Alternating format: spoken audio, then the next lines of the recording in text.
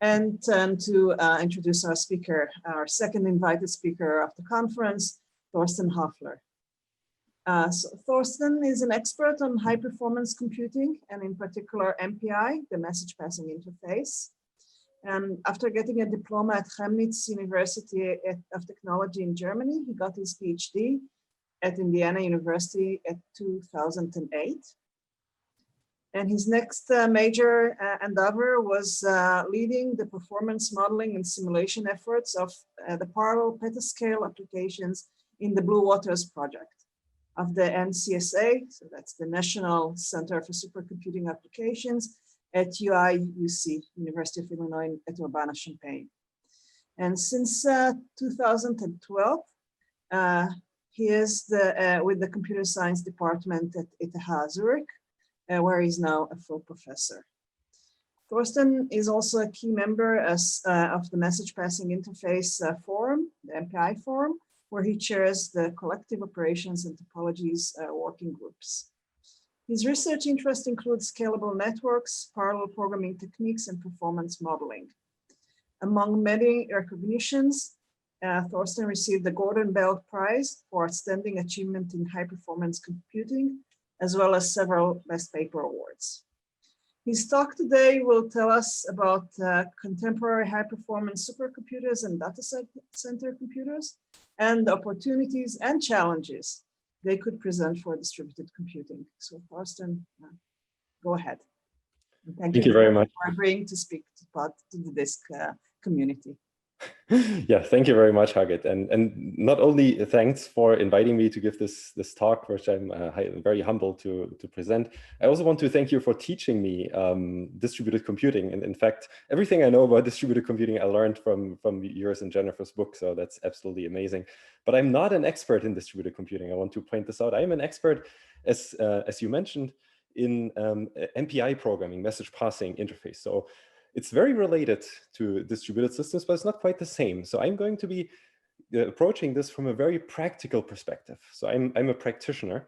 I really appreciate theory, and we will see there is a lot of interaction between these two fields, and I'm trying to point out research challenges and interesting opportunities to interact.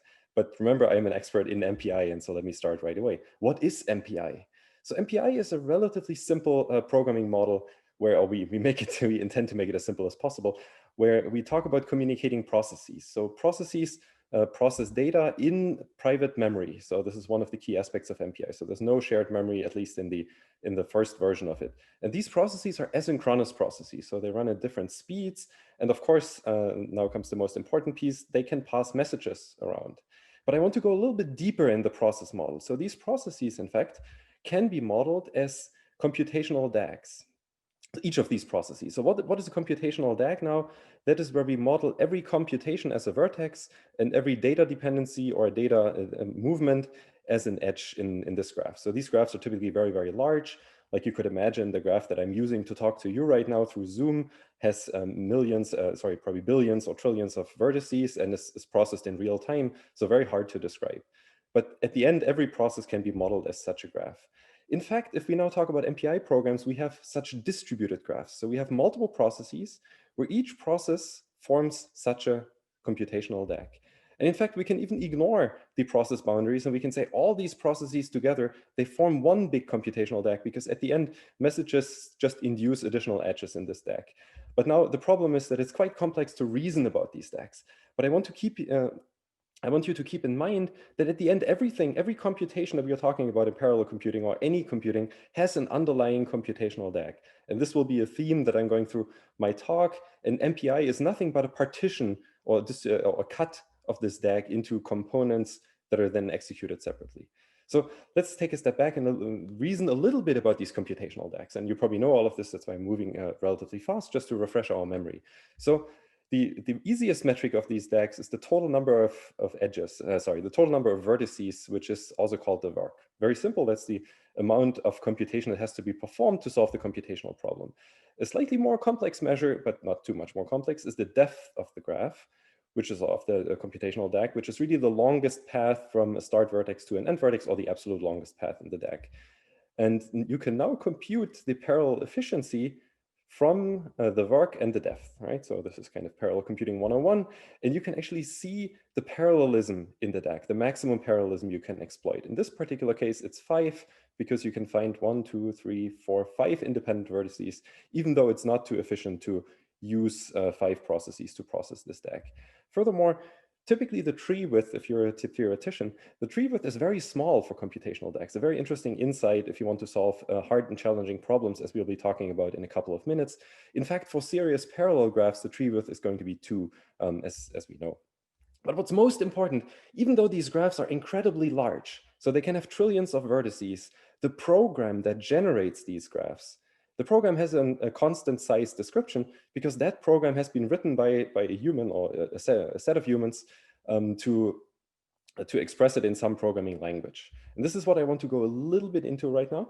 Not too much, but just to give you a little bit more of the intuition, how we deal with CDACs. So here we have a program that generates a computational DAC.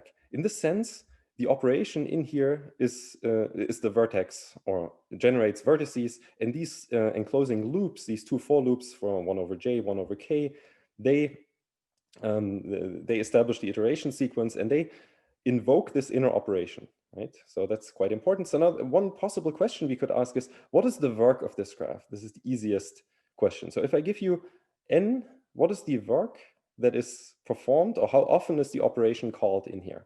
So there are some schemes to compute this, and I don't want to dive too deeply. I just want to give you the intuition of how we would do this. So we could establish the iteration space by looking at these loops. So here we could see, well, it's from j equals 1 to j to smaller equal n, and then j times equals 2. And here we have from k equals j, k goes to n, and k plus plus. So we could actually draw the iteration space in some form of a polyhedral model or some affine loop model, and then we could reason about the number of iterations.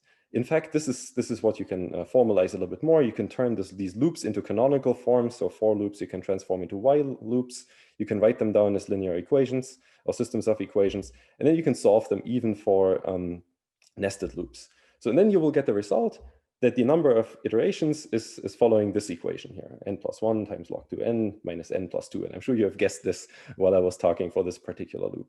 So this is just one particular example how to deal with these CDACs. It gets much more complicated. So in fact, you can automatically derive work depth for MPI and other parallel programs. But that's not what I want to talk about today. That's more of a programming languages topic.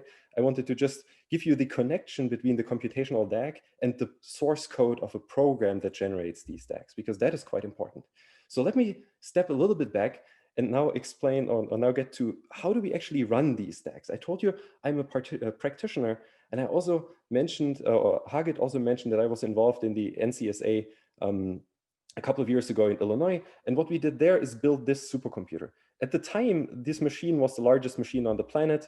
It was 2012. The total cost of ownership is about $500 million. I was the lead for performance modeling and simulation. So I was responsible that the machine actually delivers what it was promising. We were building the size was about 50,000 CPUs and half an exabyte of storage. And now the question is, we have all these MPI processes, or one of the questions. Where do these processes go on this machine? So now we have to somehow map these processes, these 5 processes in this example, to 5 particular CPUs in this machine. And for this, I want to dive a little bit deeper into how a supercomputer is actually connected. So I want to introduce supercomputer network architecture to you, because this machine has a certain way it is, each of these processors or each of these nodes are connected. And I'm highly simplifying here, but this is necessary in order to solve the problems, or even to identify the problems. So let me go back a little bit in history, back to the 80s. That's in fact when I was born. So quite old history. But in that time, the supercomputers, or general computers, were built, if they consisted multiple nodes, were built with so-called mesh or torus interconnects, which were relatively simply embeddable into a 2-dimensional or 3-dimensional space. And this was exactly the reason why they were used at the time. However, unfortunately, the bandwidth is not very large, and the latency is also quite large. So they have pretty bad properties. They're easy to build, but they have pretty bad performance properties. And relatively quickly, people switched to different topologies, which are either folded clause networks, as were used in telephony, or fat tree networks, as we can see here, with much, much, much better properties. So these are the de facto networks of the last generation of computers. So they have a kind of a tree shape that grows to the top and thinnens to the bottom. So this is why they're called fat trees. So they have very nice latency and very nice bandwidth properties, in the sense they can have full bandwidth, and they always have logarithmic latency and not square root latency as in the previous case. But then around 2005, 2006, a technology development stopped fat trees basically at the onset, or made another topology more, much more attractive. And this is the so-called Dragonfly topology. So what happened? What happened was that electrical cables were heavily limited due to the rising bandwidth in their length. So you couldn't build very long electrical cables anymore. In fact, today in the best network technology we have, the electrical cable is limited to a length of about 1 meter, and it's extremely expensive. So what we had to do is to switch to a different topology, and this is optical networking. So optical networks, I can easily have 1 kilometer long, and they're unfortunately also extremely expensive. They're more expensive than electrical, but they're an enabler for practical network architectures. So what happened to the topology? We moved from these very, very simple topologies that I just showed you, very uniform topologies, either a tree or a folded cloth or some kind of torus network or even a hypercube, to these not so simple topologies, because they now employ two different forms of connections. Here we have the larger circle that entails smaller circles. These smaller circles are now machines, so they're computers now. And the largest circle is a virtual switch.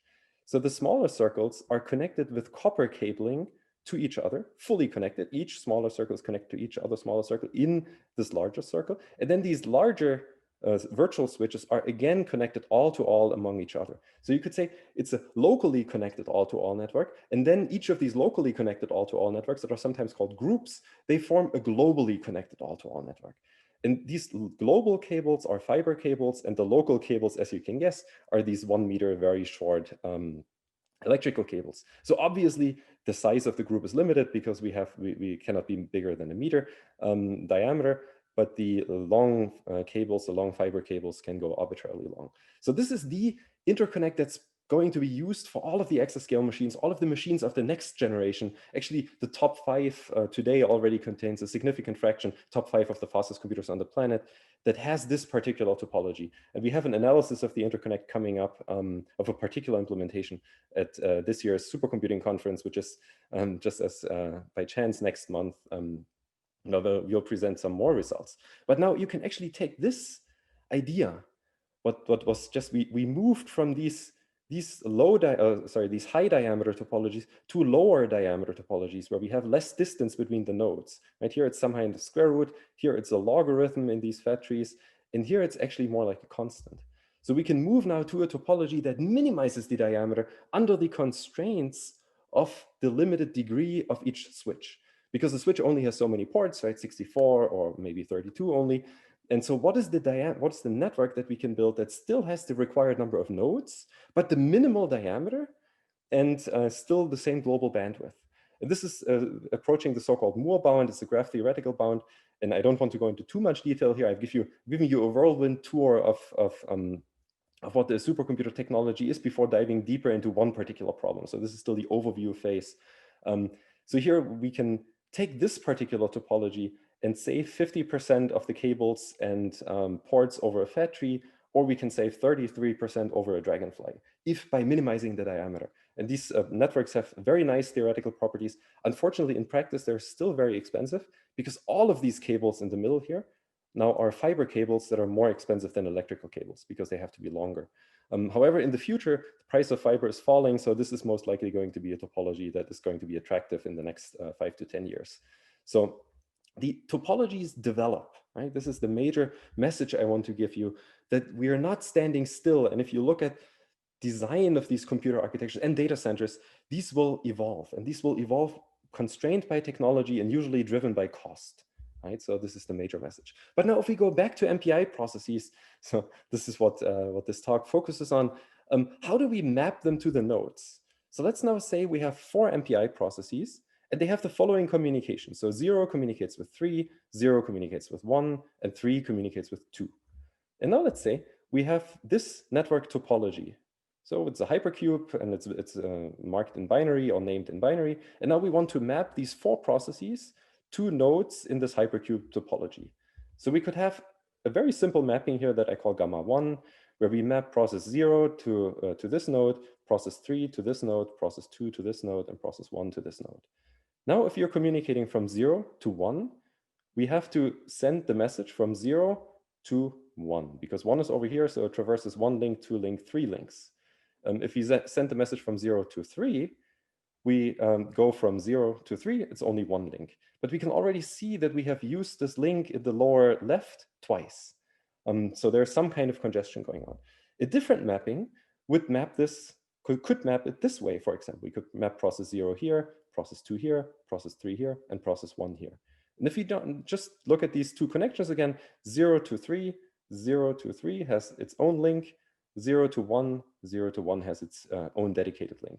So we can clearly see that somehow mapping gamma 2 is much better than mapping gamma 1. Because first of all, no two messages share the same link, right? So we can see this for the 3 messages, they have 3 separate links. And furthermore, the single link that goes from 0 to 3 is, from 0 to 1 is not going 3 hops, but it's only going 1 hop. So now we can formalize this a little bit more. So we could talk about dilation, which is a total measure of communication work. And the idea here is basically that it is the average number of hops that each message or each link or each connection has to traverse. So that's relatively easy to compute.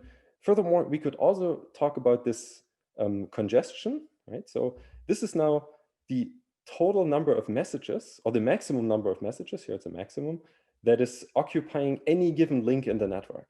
And so this dilation is the total measure of communication work. It's directly proportional to my energy consumption in the network. This congestion is now bound to the communication time. Because of course, if I have a high congestion and these messages have to go all through the same link, then my communication time goes up. So these two measures, each of those is unfortunately NP hard. So there's a lot of very interesting research in this area. In fact, I've been driving a survey in this area that surveys all of these different methods that I don't want to talk about now. But in case you're interested in this, there's enough literature available. I just want to highlight one particular idea.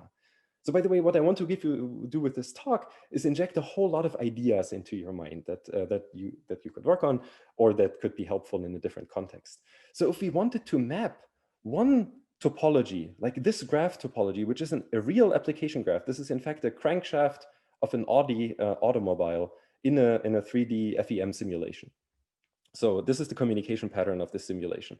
And on the right side, we see a network graph that has 8x8. This is an 8x8x8 torus, a very simple graph. So how can we map this left guy to the right guy? Well, there's one very simple idea that we could play. We could actually permute the left graph to minimize the bandwidth of the adjacency matrix, because I drew it by the adjacency matrix. And we could now employ a so-called reverse Cuttle-McKee algorithm that minimizes the bandwidth of this graph. And we could do the same thing on the right graph. So now we have two graphs that somehow have heuristically minimized bandwidth. Of course, minimizing bandwidth of any of these unstructured graphs is again an NP-complete problem. So it's not getting simpler, but there are very good heuristics that help us with this. So we can see the bandwidth is much smaller than before, right? And now we can map this mapping 1 and mapping 2. We can combine this into a single graph mapping that we can use to assign processes to vertices, to nodes in the network. And if we evaluate this on a 3D torus here, for example, with different schemes, all we see is that the initial scheme here the gray bar with multiple different numbers of nodes in the network, and here is the congestion factor. So all of these three, the blue, the green, and the red scheme, are approximately the same. So the RCM scheme is what I described. The green and the red scheme are established schemes in the community. I don't want to spend too much time on. So they approximately give us a gain of 10 to 20% in communication. In fact, if we measure this on a real machine, so this is now real execution on a real supercomputer that has a 3D torus, in fact, it has this 8x8x8 topology with 512 nodes, we can see a gain of about 10% in practice. Now you may say, oh, well, 10% is not so much, but go back to the number I told you, it's 10% of $500 million, right? So that is a lot that at least pays my salary for quite a while. And now comes the most interesting insight. I told you that the greedy, the RCM, and the recursive schemes are about the same quality, plus minus. However, how long does it take to compute these schemes? And this is now the interesting insight. So here we have the number of nodes from 128 to 1792. Some schemes completely explode. So this is a log scale here. All of them essentially take the order of seconds. Only the RCM scheme that I described to you takes on the order of milliseconds. In fact, it was always smaller than the resolution of the timer that we used to time it. So it was always less than 10 milliseconds. So this shows you that there's actually a trade-off between the time to compute an optimization and the optimization itself. And this is just because we have to apply this at runtime. So one interesting open question that nobody knows how to answer is, can we derive such a mapping from the program representation? Because right now what we do is we take an actual representation of the computational DAG and try to map it at runtime to these nodes. But could we look at the program source code that is the generator of this computational DAG and map it somewhat parametrically? So this is an unknown and an open problem. But now let's assume we have solved that problem. So this is problem number one, topology mapping. Let's assume we have solved this problem and we have mapped them nicely. How do we communicate now between these processes? And this is quite an interesting observation, is that, of course, again, humans are writing these applications. Humans are writing this code. So the generating program, again, has this O of one description. So there must be a lot of structure in this communication, right? So otherwise, it wouldn't quite scale. So this has actually been formalized by Leslie Valiant a long time ago. We call this the bulk synchronous model, which is basically the key there is that it has a single global state. And it's really a very nice thinking model for humans like me, because it simplifies the overall programming quite a bit. And so the communication is often described as collective operations, and MPI offers you a set of many collective operations. In fact, there are more than 17. I don't have enough time to even describe them all. But I want to focus on one particular collective communication. Everything I'm telling you will generalize to all of the other collectives. So let's focus on broadcast. Can I stop you with a question from the audience? Yes. Which I think is on something that you are leaving now, is regarding topology mappings from Karen Sensor-Hillel. She's asking, is the communication topology fixed, or could it be dynamic and require remapping as the communication evolves? Yes, this is a very good question. There are typically phases in the application where it's fixed in those phases, but it could change across phases. And this gets much more complicated. As I said, I simplified a whole lot. So when we talk about mapping, typically we try to make the phase very large. So we may lose a little bit of accuracy even in the description of our virtual communication pattern, but the remainder remains. So typically there is some overhead for remapping, but we always make sure that the overhead for remapping does not exceed the gain by remapping, which means we use very long phases, and then sometimes our approximation of the actual communication pattern is not as good. Does that make sense? I guess there's no immediate feedback, so I'm assuming it makes sense. Yes. Otherwise, please push back. Okay, so let me continue with the Mpi broadcast here, which is actually the simplest collective operation. So by the way, I'm the chair of collective operations and topology in the Mpi specification. So I've been writing all of these chapters for the standard. But let me now introduce a computing model that describes the latency or the time to compute in the network, because what I want to focus on is performance. I want to be as fast as possible to implement that broadcast operation. So there is a very well-known model that is called the log-P model that I want to briefly summarize, and just the key aspects of it. It has been cited thousands of times, so you're probably familiar with it. So the log-P model models the communication between a source process and a destination process. And it has 4 parameters, but let me only talk about 2 parameters because these are the only 2 I need for this talk. So there's an overhead, a parameter called O, that is the injection overhead. So that's the time it takes the CPU to inject a message into the network. Then there is a latency parameter, which is the time the message travels through the network to the destination. Then again, it takes time O to receive the message at the destination. And then we want to send the message back because it's a ping pong benchmark. We again send a message with O, it travels time L, and it's received in time O at the destination. Very, very simple model. It gets more complicated, but I'm focusing only on the simple aspects. We do have a tool to measure these parameters on a real network. So you can run it on an MPI code. It'll spit out O equals 5, L equals 15, and whatever the real numbers are. Okay, so we have a simulator that allows us to simulate this log-P network of up to a couple of million MPI processes. And so let's talk now in the context of broadcast about this log-P network, about this log-P model. So let's assume we have L equals 2, O equals 1, and we have 7 processes. So we want to broadcast a single message to 7 other processes. The simplest way to do this is by a chain. So we send it to the next process, to the next, to the next, to the next, to the next. These numbers in these vertices here, they correspond to the actual times when it's received. So 2O plus L typically. So here it's 2O, 2 times 1 plus L is 4, 8, and so on. So this is, of course, the slowest broadcast you can imagine. And each of you will immediately say, well, you should do this in a tree. So let's do this in a binary tree. We go here and just trust me that these numbers are correct. So we need 10 time steps in the binary tree. The binary tree is not the best solution to the problem.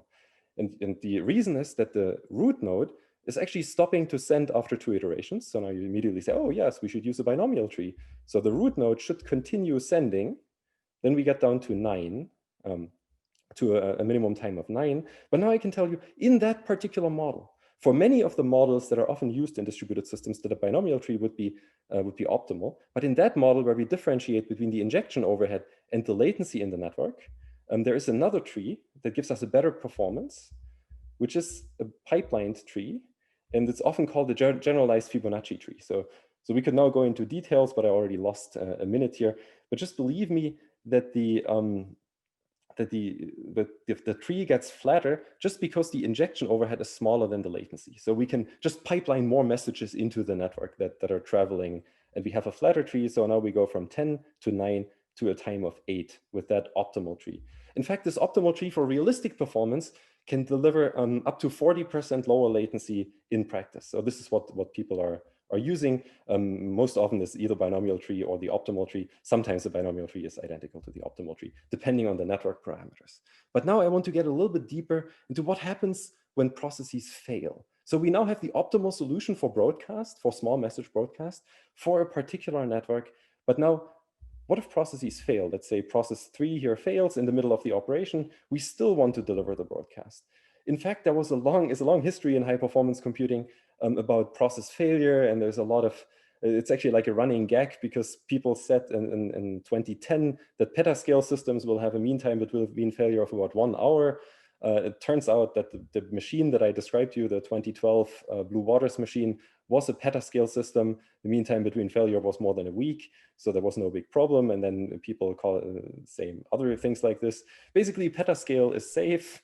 There is no failing processes in practice in less than a week for runtime of a week. However, exascale systems, the next generation, may be problematic. So let's just work under the assumption that in fact systems fail fail relatively often, so that we need to recover. If systems fail very rarely, like once a week or so, we could just use checkpoint restart and just discard the work that was done after the last checkpoint and restart the system to keep running. But the idea here is that the faults may be so numerous that the time to checkpoint may be larger than the actual mean time between failures. So this is, of course, then a problem, and you cannot use checkpoint restart. So another question from the audience, I'll pose you, from Christoph Lenzen.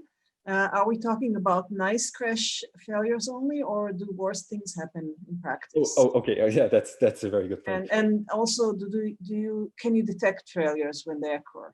Yes. So worst case failures, of course, happen. If you're running a data center with 1 million endpoints, then anything happens. The models I'm assuming here, we assume only a fail stop model. So everything crashes and nodes shut up once they crash. How do we protect from worst case failures? Well, there is no real protection. So we do use checksums and all kinds of message protection mechanisms. But of course, even those in the worst case, like worst case is worst case, right? They may be fooling us arbitrarily, and then the sysadmin has to step in and fix the system. So I can tell a lot of stories that in practice happened where some nodes started spilling random addresses or random messages into the network, and it took down whole data centers. I don't have enough time, maybe in the question session, but yes, we have a nice failure model that captures the vast majority of failures, I would say. It's always the long tail that will get you at the end, but it's very hard or maybe even impossible to protect from this. Okay, so let me continue. How do we now broadcast in a fault-tolerant way? And this broadcast, you could use gossip, right? So this is something that you're very familiar with. Gossip is really the idea you send to some other random node, and then that node starts gossiping, so everybody gossips around. There's very nice theory, and unfortunately, if you want to have a consistent broadcast, gossip is not the best idea.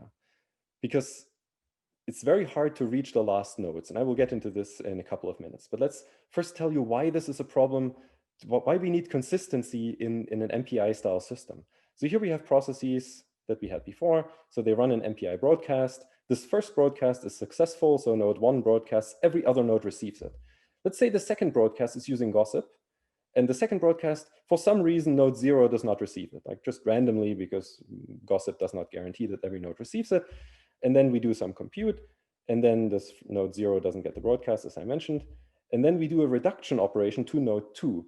But now node 2 needs a result from node 0, which unfortunately is still waiting for the broadcast, so didn't even perform the compute. So now this program is deadlocked. So this program cannot run, and it's a huge bummer. And somehow all these BSP applications are affected by this. And you cannot actually, there's no good programming model or even model to reason about programs where BSP style programs where processes just randomly disappear in collective operations. So not a good idea. So we need a slightly different, slightly better idea than just gossip. So how do fault tolerant MPIs do it? Well, there are two different approaches that I want to briefly explain. The first one implemented in MPI-CH uses a dynamic tree protocol. Very simple. We just run a tree down, we do the broadcast. And then once every node received it, it sends messages back up the tree. And then once the root has received acknowledgements transitively from all messages, from all endpoints, the root assumes it's all good and will just conclude the operation. If anything fails, the root will time out and will repeat the operation from 0 with a rebuild tree. So very, very simple protocol. And the second protocol is also very simple. It is just very, very different. The idea here is a binomial graph broadcast. We use a fixed graph and send messages redundantly along the edges. So every node now sends log2n messages to other nodes, and every node also receives log2n messages. So by implication, every node can now sustain log2n failures. Right? So we send a lot of messages, many, many more messages than we actually need in order to perform the broadcast. But now we have redundancy in the messaging pattern. So this is called a binomial graph because this is a binomial graph. So each node is kind of the root of a binomial tree or of many binomial trees. So a very elegant pattern, by the way. But now both of them are far from optimal. So let me tell you a little bit about a cool trick that I think is what we could use. So we could use the power of randomness, but we combine the randomness, because we all know randomness is great. I'm a big fan of randomness. We combine the randomness with a deterministic correction protocol. So we run the random protocol for a while, and then we deterministically correct the randomness. So we try to now make up for it with the deterministic protocol, right? So we basically turn a Monte Carlo style algorithm, which is inconsistent, into a Las Vegas style algorithm, which is consistent, but has a variable running time. So the model we're using is basically the model that comes from the distributed computing book. So we define integrity, duplicates, non-faulty liveness, and faulty liveness exactly the same way. Don't need to repeat this here. But we do relax 3 and 4 a little bit, so non-faulty liveness and faulty liveness, because we distinguish now between non-consistent, nearly consistent, and fully consistent models. Of course, we want fully consistent, where any failure is allowed and still all alive nodes are reached.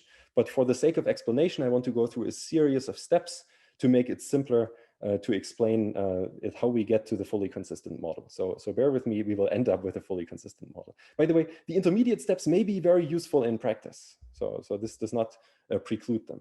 But now let's talk about just how gossip works. Of course, we all know this, but let me point out some peculiarities of gossip.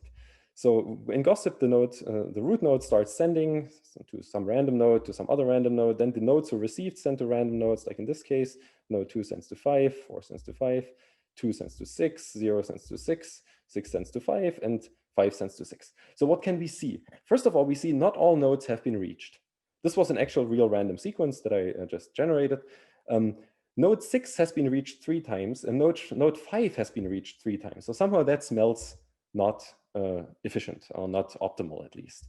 So, and now we can look at this a little bit more structured. If we look at the gossiping time versus the number of nodes reached, we first look at the green line, which is the optimal Fibonacci tree that I told you before about, right? So this is the minimal number. We cannot get better on this particular network. But then the red line is now the nodes that are reached by gossip. And now we can see, which is very obvious, I think, that after we reach half the nodes, gossip becomes relatively inefficient because now these random messages, they're going to nodes that have already received the broadcast. So why do we send it again? Of course, we send it again because it's random. We don't have control. And it's extremely hard to reach the last nodes deterministically, right? Because there's always one node that is just not reached for quite a long time, unfortunately. And this is just based on randomness. So what can we do against this? Well, what can we do is we can actually run gossip for a while. Like it's exactly the same gossip example, and then stop.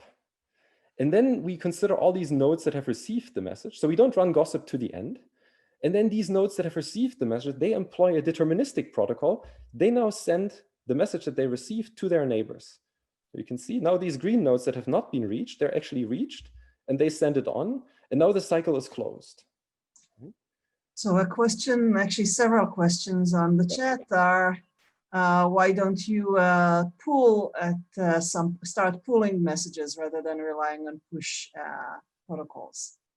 Well, we could use poll, but then the question is, how do you arrange a very low latency poll? So you would still need some kind of tree-like structure that you pull from, because if everybody goes to rank 0, then rank 0 has to pay all these O's, and it's again linear time in the algorithm at the end. Because we don't know which other node to pull from, we only know the root process. And so we cannot do it. Like in this case, for example, here, process 0 is 7, 1, and 3. They would all only know that process 0 received the message. And if they all go to process 0, it takes 3 steps. Here in this case, it takes only 1 step after all of them have been reached, because the distribution of the random processes is quite nice usually. Okay. And this is really the key, that it's the actual key here is how long is now the longest uncolored chain. So how long for latency? So another question is, when are all processes reached? Right? How do we minimize that time until we reach all processes? And the question is now, how long is the longest green chain in here? So in this case, it's just 1, but we could imagine that if we don't gossip at all, the chain is n-1, right? We need to go around the whole graph. If we gossip very long, it's most likely going to be 1. So this is quite a hard way to determine, quite a hard problem to determine theoretically. So we simulated it. So this K here is the same graph as before here, number of nodes and the gossip time. The blue line is now the 99% probable longest uncolored chain. And we can see, of course, it starts at n-1. So if we don't gossip at all, like in time 0, we have to, the longest uncolored chain is the whole thing. And then it drops relatively quickly. It looks very much the same like this C of t, like the number of reached nodes, but it's a little bit steeper. Right? So now what we can use this knowledge to actually, well, first of all, we can compute this. It's not trivial, but I don't want to spend time explaining equations. But we can use this knowledge to predict the optimal gossip time that minimizes the latency to completion of that overall operation. Right? So we have these, the line here is our predicted equation that I showed you on the previous slide, and the dots are the simulation results. And again, if we gossip too little here, then the time is very large, the total time is very large. If we gossip too much, we run into this inefficiency of gossiping. So we somehow want to find the optimal time here, right? So this is like 22, 23, or 24 time steps. And of course, we can compute it analytically, and it really depends on the L, the O, and the number of processes that I mentioned before, right? So it's just these 2 parameters, essentially, 2 network parameters, and then the number of processes. So this is computable. But now, of course, this is not fully consistent, because you can now imagine that if this process fails, right, and we run the protocol, so here we run this protocol, and then this process is not sending on the message to 3. So that's bad. There is a very simple fix to this. And the fix is that we call checked corrected gossip, that we keep sending from these nodes that have received the message to the next node. So we send to the next node, but then instead of that, relying on node 7 here to send it on, we send a message 2 nodes further, and then 3 nodes further, and then 4 nodes further, and then 5 nodes further. And we do this until we have received a message from the other side of the circle. Because then we know, transitively, that a message has been sent to all the nodes in between, right? So that's somewhat the trick here. So we transitively, we wait until we receive from some other node that has been reached during gossip. Right? And then we can stop sending, because we know, okay, that's done. Okay, until we send to a node, sorry, until we send to a node from which we have received. So this now guarantees that all nodes are reached, of course, unless a node dies in the middle of that correction phase where the red messages are sent. So now we can solve the equation exactly the same way. It turns out that we have to switch a little bit later from gossip to the correction protocol than for the optimistic case, but it's not much. It's like 2 or 3 steps on average. So now the third algorithm and the last gossip algorithm here is where we want to protect from F failures, right? So now we have to get this F in. And what we do here is, instead of waiting for a single process that we have heard from, well, we could just wait for F+1 other nodes, right? And if we have sent and received from F+1 other nodes that we know have also covered this circle, now you can see there's a lot of messages going on, still less, by the way, than in the other cases, then we know that the broadcast must succeed, right? With of course, assuming less than F failures, or at most F failures. But now you can say, well, there is this one exception. What if the gossip phase has not even reached F nodes? Which is extremely unlikely, by the way. I mean, if your F is chosen wisely. It's extremely unlikely. In fact, it never happened in any of our simulations that this is the case. But there is still a theoretical possibility that by chance we always send to the same F nodes in the gossiping phase, and that we will never reach that, the F+1 required nodes for the correction protocol. What we do in that case, we wait for a timeout and we start an all-to-all broadcast, which is basically the same one as we have in Hagit's book, right? So we just go to with a very slow variant, but that broadcast is extremely slow. It has runtime proportional to n, proportional to the number of nodes. We have never observed it in any of our simulations. It is, the probability is extremely low, so it'll never happen in practice, but there is a backup protocol. So now we can look at real data for a real machine. So this is Tsubame 2 supercomputer, which has a node mean time between failure for about 18,000 hours. So that sounds quite long, but actually if you have a 12-hour run with 4,000 nodes, you will encounter 3 failures on average. So we look at these different protocols. The gossip protocol I mentioned before, just gossip, our optimized gossip with correction, the fully corrected gossip, and the failure-proof corrected gossip, as well as these 2 graph algorithms. And then we can see for 0 failures and for 3 failures, but they're always almost the same. So these are the optimized gossip times. They play only a role if you want to reproduce the work, so let's skip them. So we can see that the latency for this tree is the highest. It's pretty obvious because we need to go down the tree and up the tree again in a checked fashion, right? It actually gets much higher if you have failures because you need to rebuild the tree and do the thing again. The binomial graph has the next highest latency, which is also clear because each message is now received 12 times by each node here, right? So that's quite a large number because it's 4,000 nodes, so log base 2. Then the gossip protocol is reasonable, still quite expensive, and our protocols have a much lower latency, right? So for the reasons explained, I mean, I don't want to explain it again. The work is now interesting. The work is now the number of messages, total number of messages sent to achieve that latency here. So of course the tree has the lowest one because it sends very targeted messages. It doesn't send any redundant messages. The binomial tree is quite high because it sends 12 times redundant messages. Gossip is even worse because it sends a lot of redundant messages to cover the last nodes. And then our optimized versions are better. The CCG is kind of the local optimum in terms of work, in terms of number of messages, because it's not fully consistent. And then we have the inconsistency results, as I mentioned. So only the first 2 have been observed to show any inconsistency in practice, because even for CCG, and this is, in my view, the most practical protocol, the probability that a node dies during the correction phase, which only takes microseconds in a real cluster system, is extremely low. So there, in practice, you will not observe any failures. If you're really paranoid, we can go to FCG. But now, we are still away from the actual tree protocol. So this is now the optimal tree protocol. Here are our gossip protocols in terms of latency. Here's latency, number of nodes. Here is the binomial graph, and here is the tree, the corrected tree. So that's not great. Huh? We still have a gap. Now the question is, how do we close that gap? Well, we close that gap with the same idea, but not gossip, but a different protocol. And that different protocol has also the same structure. So we use an optimistic communication and then we correct it later. But now, as an optimistic communication, we use an actual tree. We use the optimal tree. And this was done later. This is a follow-up work to the original gossip work. And this is in collaboration with some people from Dresden. But let me just show you the intuition, because it's going to be quite intuitive. So we have this tree here. This is our broadcast tree, and this is our ring correction algorithm, right?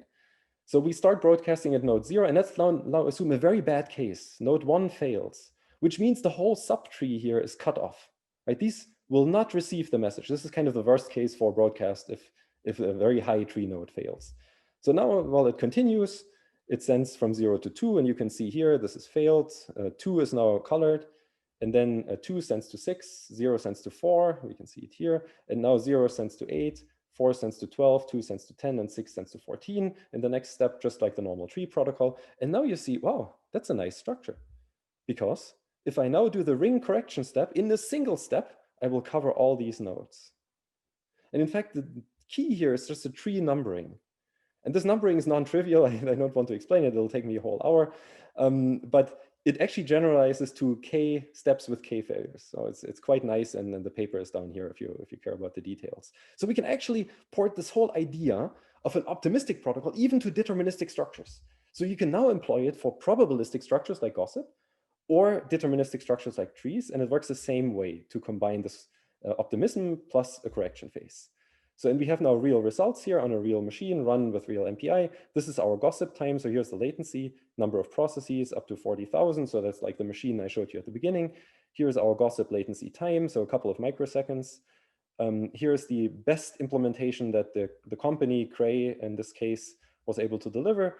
And here's our implementation, which is slightly slower. In theory, it shouldn't be, but in practice it is, because Cray is accessing much lower level interfaces. So, but I wouldn't be worried about this. Okay, with that, I would like to close that part of the talk and use the last 10, maybe I get 15, but we will see, minutes to switch a little bit gear towards the data center. Because Hagit told me that you may be interested in this, and I want to spend a little bit of time on this to give you an overview again. So again, higher abstraction level. And there is an interesting story I would like to tell. So the future of computing, in my view, is really going to consist of mega data centers. And what we see here in this beautiful picture is the village of Ballangen in Norway that actually exists. That there are about 2,600 people living here in this area and a little bit left of this. It's north of the polar circle. It's not the greatest place to live. Apparently, it's really cold. But what we see on the right side is the Kolos data center. That is planned to be the largest data center on the planet. It's going to be consuming about 1 gigawatt of renewable energy with 500,000 square meters size, mostly underground in some old mine that has been abandoned a while ago and cooled by fjord water and the naturally cold climate. So this is just to show you that an interesting observation is that we can build these super large data centers anywhere we want, as long as we have a good network connection to them. And this is what's going to happen. Northern Europe is going to be very attractive for building supercomputers and data centers alike. In fact, once you build such a structure, the supercomputers will just go in there. And this is the point I want to make now. Data centers will become supercomputers and supercomputers will become data centers. So what is today the difference between those two architectures? Supercomputers are designed to be fast and cheap, and data centers are designed to be mostly cheap, right? Because there's a business model behind it. Supercomputers are mostly high performance and then less productivity. Data centers must be productive because they want customers, right? So it must be very easy to use. Supercomputers are not so easy to use. And then the acceleration is basically the same. Both of them use large-scale distributed memory, and the connectivity in the data center is growing stronger. And as I mentioned, fault tolerance is in supercomputers often limited to checkpoint restart. And in data centers, you may never lose any data value because my credit card transaction is not recomputable, while my HPC simulation is almost always recomputable. So there is one observation that really these two architectures are growing together through the use of the network. And this is most important to understand. And what's happening is that the technology called RDMA, Remote Direct Memory Access, is getting relatively cheap and builds a very, very fast networking infrastructure. All major cloud providers are now at least seriously looking into this. So EC2 Amazon has deployed this at large scale. Microsoft has deployed it at large scale, and most likely Google as well. They just don't talk about it. So this is now a complete change from how we have been building technologies. And I will explain you why, because it changes our model to think about a network. And RDMA networking is now offering a new model, and as it suggests, it's remote direct memory access is what RDMA stands for. And this means I can actually directly access remote memory, as as the name suggests. And we could use this trick to implement distributed memory algorithms directly on top of this network.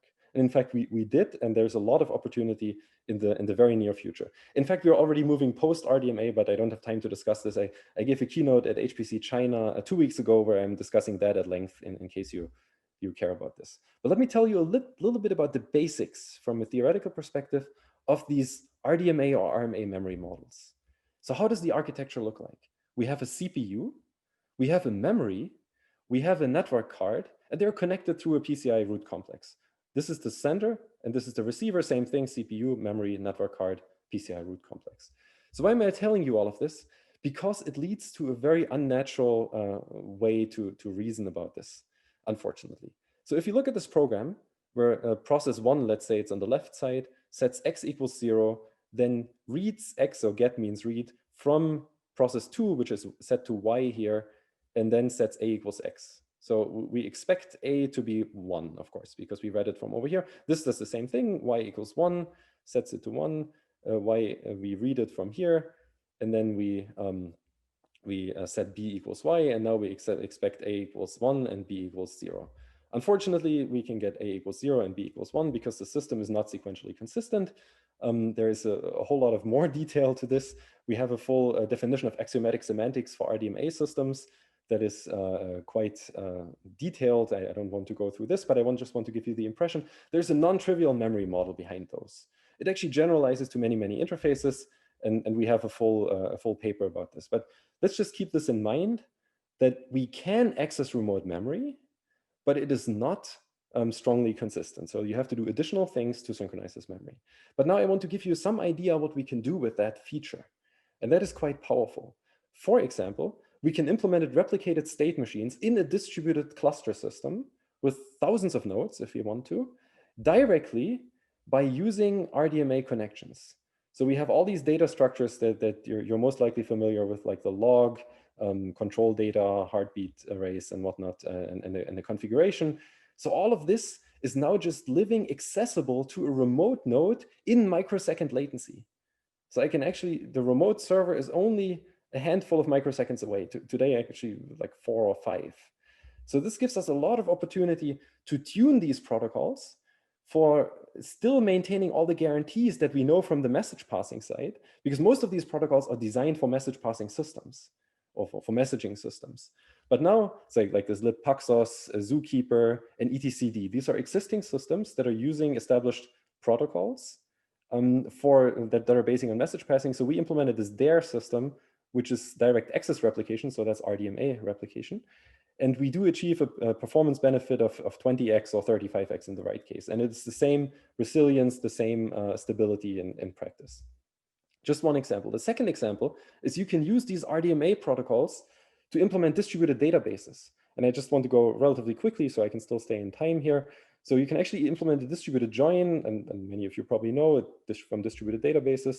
We can achieve record-breaking performance. In fact, in fact, this is the highest performance ever reported, billions of tuples per second throughput on 4,000 cores on a supercomputer for the TPCC benchmark. So we can achieve extremely high performance as well.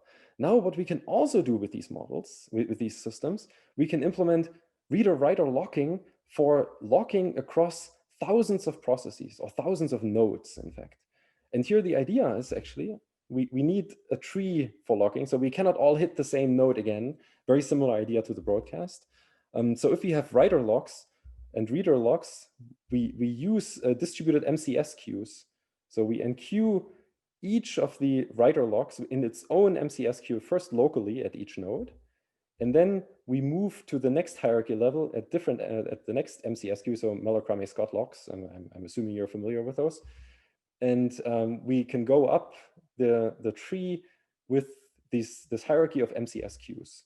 So these MCS queues, they form a distributed tree at the end, which again, we can trade off latency and bandwidth by changing the shape of the tree.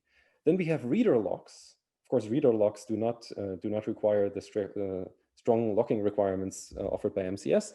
So in reader locks, we can synchronize with the distributed counter, where we basically just say, where we have a counter with 3 fields, where we say, well, there is a writer that holds the lock, then the reader cannot read.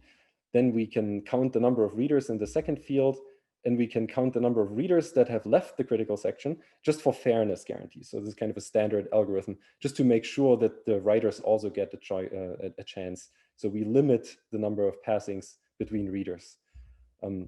So then we can use a very, very simple protocol, where I don't want to go into too much detail here because I'm running out of time, but we can actually share these counters across different nodes.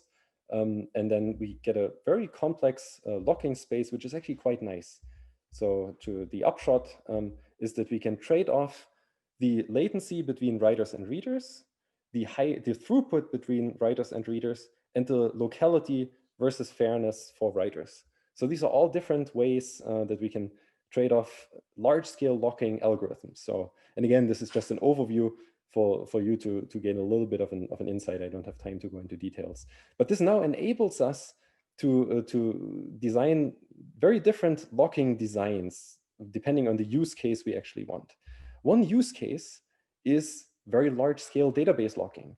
So as we heard in Edith's keynote on Monday, she mentioned that in large-scale cloud processing, providers are moving away from highly consistent systems, or from strongly consistent systems, which is very true, because Google said that they couldn't scale to very large scale distributed databases, mainly because of the locking. So what we did with an RDMA system, we used the insights gained from the previous locking approach that I explained to you in the last couple of minutes, and we implemented a standard lock table based approach for very large scale locking on, again, a cluster system. Here we have up to 2,000 agents in this cluster system connected via RDMA, and we can process 38 million transactions per second. In fact, the key here is the network delay. It's extremely latency sensitive. So we have 1 microsecond delay with InfiniBand EDR. If you go to an AWS system, the throughput suffers dramatically. So if you have a low latency, you can lock extremely large scale systems. So this is an interesting insight, because then we can afford to remain strongly consistent, which simplifies many programming environments and programming tasks at the end. So at least up to a certain scale. So now in the last 2 minutes, I want to go back to the beginning and try to inspire a little bit more what could we do with this computational DAG abstraction if we now look at this computational DAG more, if we had the more direct access to it. And the idea is that we are developing in my lab right now, that we want to develop a programming system that we call DAYS, where we do allow reasoning about the graphs that are resulting from program code. And this is, the idea here is that the programmer has somehow a domain-specific language, in our example is Python, and then we compile that language to a parametric program graph, I would say. We call this stateful data flow graphs, but the idea is really that we keep the graph generator structure of the actual CDAG during execution, we keep it around parametrically so that we can always reason about the resulting DAG while this thing is executing. And when we execute it, of course, it will generate a CDAG with billions or trillions of vertices. But this description of these graphs is typically small because they are just generator graphs in this sense. A lot of opportunity for a strong theory to develop. But then in practice, we just optimize those for multi-core CPUs, GPUs, and FPGAs. So we have code generators for this. But I would like to inspire you to think a little bit about this, what this means to generate computational DAGs from a fixed, smaller graph representation. So somehow related to graph grammars and other things. And we're trying to explore this right now in my lab. With that, I would like to finish my talk, and I'm open for questions and discussions. Thank you. Thank you very much. I'll clap. I feel like I've been through a crash course. Thank God there will be a recording of this and we can go through it slowly. Let me go to a question, first a question raised earlier during your talk, but I think it actually ties nicely with your last slides. Janne Koronen, maybe you can unmute yourself and ask for yourself. Yeah, thank you.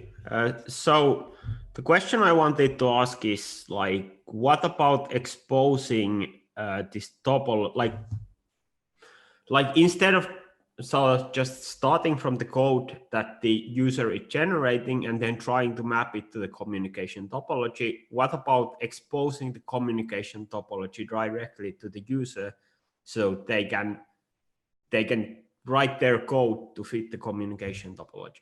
Yeah, this makes sense? Yes, this makes perfect. It's a wonderful question. So in the MPI forum, which is the body that defines the MPI specification, we have had that discussion since I joined, I don't know, 2008. We decided in the MPI forum to not expose the topology to the user because it is for two reasons.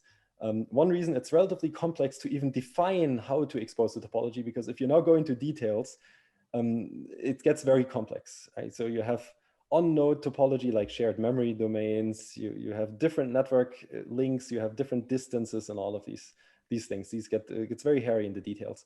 And the second reason is that you don't necessarily want the user to optimize for one particular topology. You want to decouple the user from the specific system, because if I now give that information to the user will write a wonderful code that runs on a 3D torus.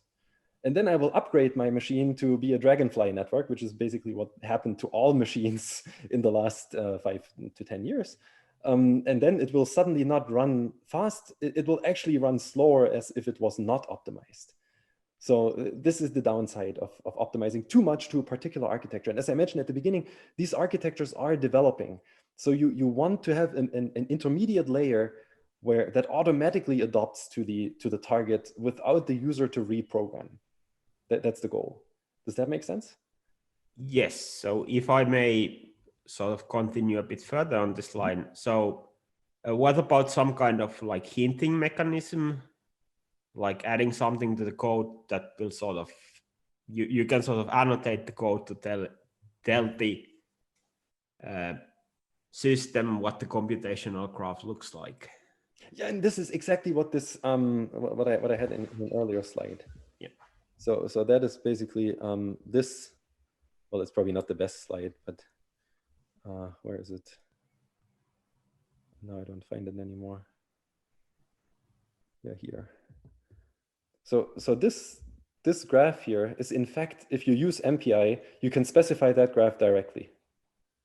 So that is the MPI graph topology. I didn't go into details how to do it, but you can, as a user, you can specify that graph, how you are communicating between processes. You will not get access to this graph. Right? That's the difference. Okay, thank you. So moving to another topic, to the lock algorithms that you mentioned, Edith Kedar had a couple of questions. So Edith, unmute yourself. Hi, great talk, thank you.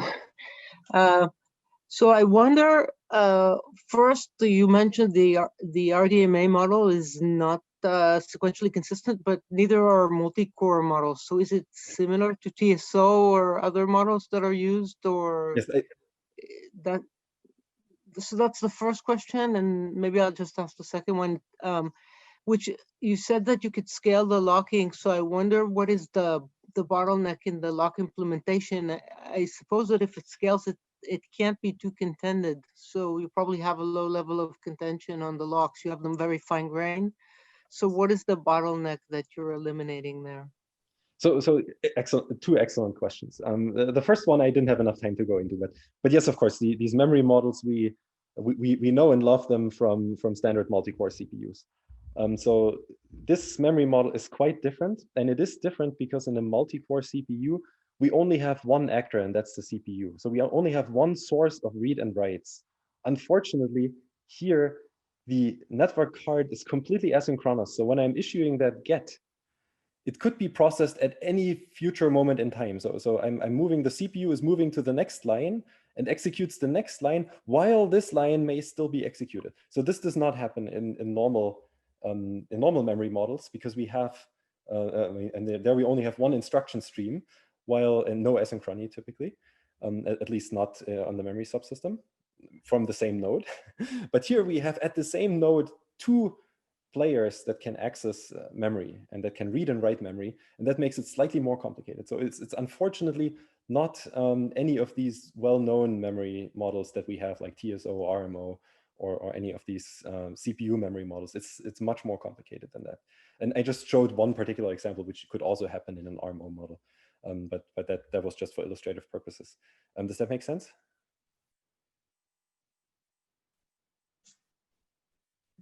Okay. Probably. So there's another question on the memory, sorry, the fault model. No, that was, yes, Sure. it makes sense, but I asked the other question about the the locking. Yes, Okay, yes. yeah, sorry. For the locking, exactly. So the question was, what is the bottleneck in the locking? I mean, obviously the bottleneck, if the lock is contended, then no locking algorithm helps you. You have to wait for the lock to be free. That is true. What we are assuming in this model is an extremely large number of readers and a very small number of writers, which is a very realistic model in many distributed databases. So we have an excessive number of readers. So the optimization goal here is not necessarily contention. The optimization goal is fairness versus latency, and of course also throughput.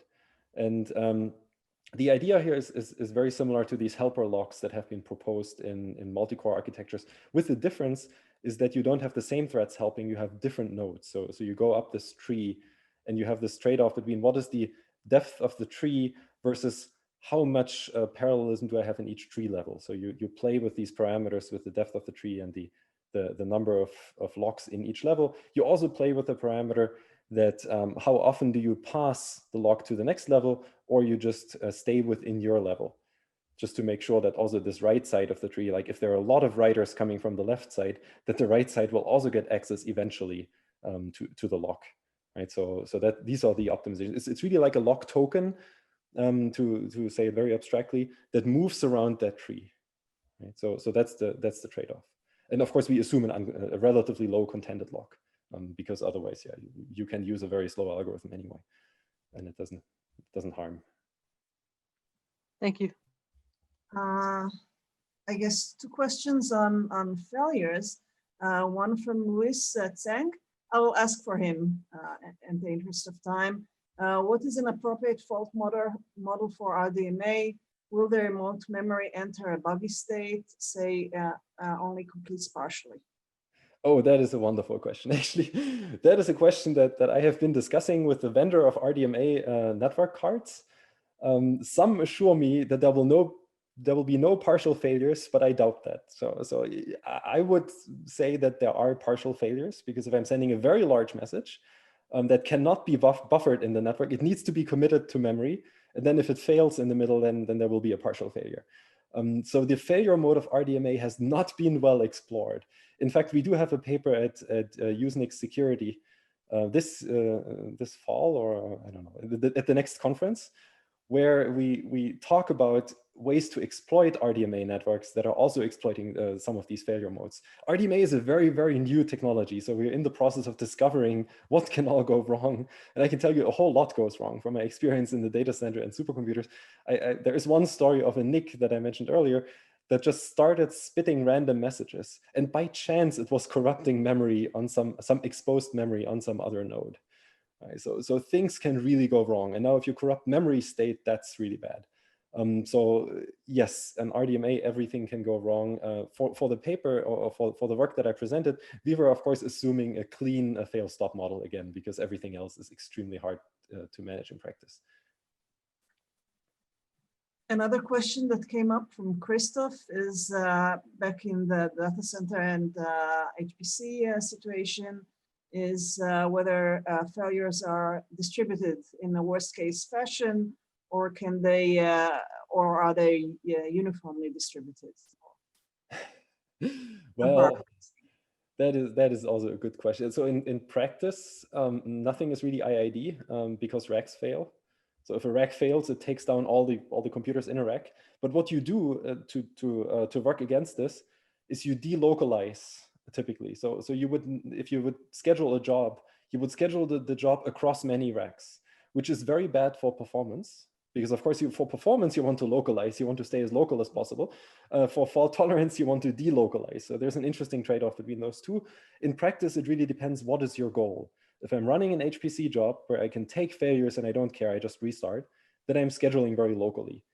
if I'm running like a credit card transaction processing system, then I'm actually probably running this in 2 different data centers or 3 different data centers as a backup. So these failures are typically spatially correlated, but otherwise, if I decorrelate my failure domain spatially, then I'm relatively safe. So does that make sense, or should I go into detail? It's all about spatial versus non-spatial. Please type whether it's okay. And I guess I'm not following the Zoom, but I think there's nothing there. Another question that came up from Satya is, in the context of RMA programming, has the lock-free paradigm been explored, the paradigm of lock-free algorithms? Oh, this is a wonderful question. Oh, these questions are really, really good. No, the answer is no. It's on my list of things to do. I see. So this is right. So go ahead and do it, because there is a huge potential. This is all we can now take all of these shared memory work and look at this in the context of RDMA. And actually, it gets more exciting than that, because in RDMA, what we are developing right now is in NIC processing. So we can actually modify the data extremely cheaply while it's traveling through the network. So many options, including lock-free algorithms and U styles. Yes. So the answer is no, but there's a huge potential. I think I covered everything that I saw. There was a discussion on the chat that will be copied to the Zulip on pooling and randomized pooling and various ways that people suggested. You may want to say something about pooling versus pushing in the gossip algorithms. Yeah, maybe a randomized pooling could work. Yeah, that's actually a good idea. If you have gossip for seemingly good ideas, as far as I can tell. Yes, right. I will look at this, and I think if you have gossip long enough, you could randomized pool. That would probably also give you a very good. I'm not sure if it's better than the deterministic correction though, but that's. I'm sure there are some people here that know about this quite a bit. Definitely. And I'm sure one of them will contact you. Yes, I'm sure. Are there any additional questions? I think you can just unmute yourself and ask 1 or 2 more questions. And then maybe we will go into the break and have Thorsten stay like open mic for a few minutes. Mm-hmm. So the floor is open. Maybe I can ask something quickly. So we've been discussing. Introduce yourself. Yep. So we've been discussing these failures, but I'd like to hear a bit more about how much do we see in practice failures that only result in the end result of the calculation being slightly off, something that a human being doesn't even notice. Nothing crashes. You just ran your 1-week calculation and the end result is off, but nobody notices this. So do we see this happening in practice, and what are measures that you are using to prevent something like this happening? Oh, one wonderful question. The problem is with it's an unnoticeable failure is that it's not noticed.